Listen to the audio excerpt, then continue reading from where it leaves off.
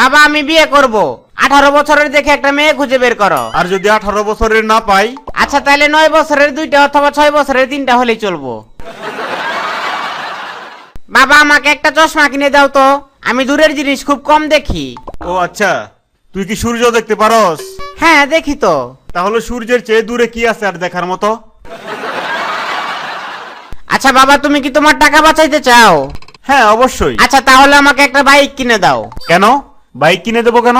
কারণ বাইক কিনে দিলে জুতার ক্ষয় কম হবে, আর তোমার জুতা কেনার টাকাটাও বেঁচে যাবে। ওই তুই এটা কি ম্যাচ আনছস? একটা কাঠিও তো জ্বলে না। কেন বাবা, আমি তো সবগুলো একটা একটা করে জ্বালায় চেক করে নিয়ে আইছি। বাবা বাবা আমি ফাইনাল পরীক্ষায় 3rd হইছি। ও তাই নাকি?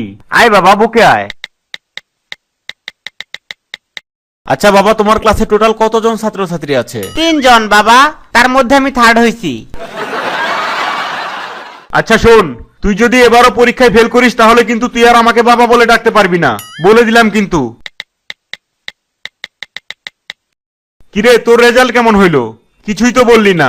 আমি খুবই দুঃখিত রফিক সাহেব। আচ্ছা চোর সম্পর্কে একটা ভালো উদাহরণ দিতে পারবি? হ্যাঁ পারবো তো। যেমন ধরো চোর পালাইলে বুদ্ধি বাড়ে, অতএব নিজের বুদ্ধি বাড়ানোর জন্য সবসময় চোরকে পালাইতে দিতে হবে। কিরে খোকা, পরীক্ষা কেমন দিলি? অনেক ভালো পরীক্ষা দিছি বাবা, শুধুমাত্র একটা উত্তর ভুল হয়েছে। আহ, খুবই ভালো কথা। বাকি সবগুলো সঠিক হয়েছে? না বাকিগুলো তো লিখতেই পারি নাই। আচ্ছা শোন, প্রতিদিন 1 গ্লাস করে গরুর দুধ খাবি, এতে শরীরে শক্তি বাড়বে। আরে ধুর বাবা, এগুলা মিথ্যা কথা। মানে? মানে আমি তো সেদিন একসাথে 10 গ্লাস দুধ খাই একটা দেয়ালের অনেকক্ষণ ধাক্কাইলাম, কই 1 ইঞ্চিও তো সরাইতে পারলাম না।